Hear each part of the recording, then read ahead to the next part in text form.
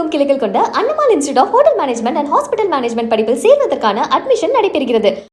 சென்னையை அடுத்த மாதவரம் அருகே சாலையில் கழிவுநீர் தொடர்ந்து வெளியேறி வருவதை கண்டித்து பொதுமக்கள் சாலை மறியல் போராட்டத்தில் ஈடுபட்டனர். மாதவரம் மண்டலம் 27வது வார்டுக்குட்பட்ட காமராஜர் சாலை, ராஜபத் குறுக்கு தெரு சாலையை ஆயிரக்கணக்கான பொதுமக்கள் பயன்படுத்தி வருகின்றனர். இந்த தெருவில் உள்ள தனியார் அடுக்குமாடி குடியிருப்பில் கழிவுநீர் தொட்டியை முறையாக பராமரிக்கப்படாததால் கழிவுநீர் அடிக்கடி சாலையில் வழிந்தோடுவதாக பொதுமக்கள் குற்றம் சாட்டுகின்றனர். இதனால் குழந்தைகள் மற்றும் முதியோருக்கு தொற்று நோய் ஏற்படும் அபாயம் இருப்பதாகவும் பலமுறை புகார் அளித்தும் அதிகாரிகள் நடவடிக்கை எடுக்கவில்லை என்றும் கூறி அப்பகுதி மக்கள் சாலை மறியல் போராட்டத்தில் ஈடுபட்டனர். இதில் 52 வீடு இருக்குது. கிட்டத்தட்ட எல்லாரோட ட்ரைனேஜ் தண்ணியும் ஃபில் ஆகி வெளியே தான் போயிட்டுருக்கு. இது உள்ளே இருக்கவங்களுக்கு யாருக்கும் எந்த பாதிப்பும் கிடையாது. அவங்க ரொம்ப சேஃபாக தான் இருக்காங்க.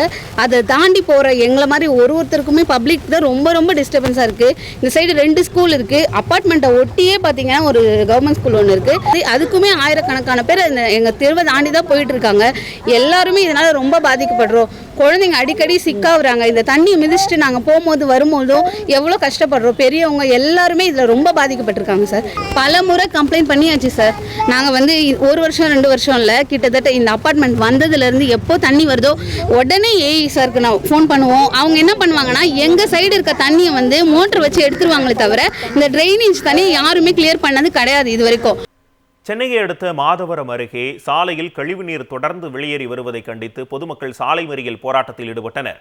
மாதவரம் மண்டலம் 27வது வார்டுக்குட்பட்ட காமராஜர் சாலை, ராஜபத் குறுக்கு தெரு சாலையை ஆயிரக்கணக்கான பொதுமக்கள் பயன்படுத்தி வருகின்றனர்.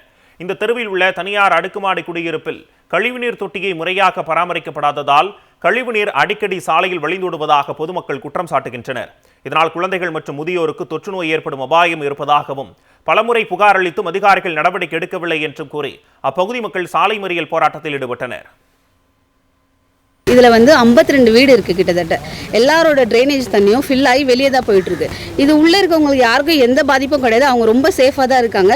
அதை தாண்டி போகிற எங்களை மாதிரி ஒருத்தருக்குமே பப்ளிக் தான் ரொம்ப டிஸ்டர்பன்ஸாக இருக்குது. இந்த சைடு 2 ஸ்கூல் இருக்குது. அப்பார்ட்மெண்ட்டை ஒட்டியே பார்த்தீங்கன்னா ஒரு கவர்மெண்ட் ஸ்கூல் ஒன்று இருக்குது. அதுக்குமே ஆயிரக்கணக்கான பேர் எங்கள் தெருவை தாண்டி தான் போயிட்டுருக்காங்க.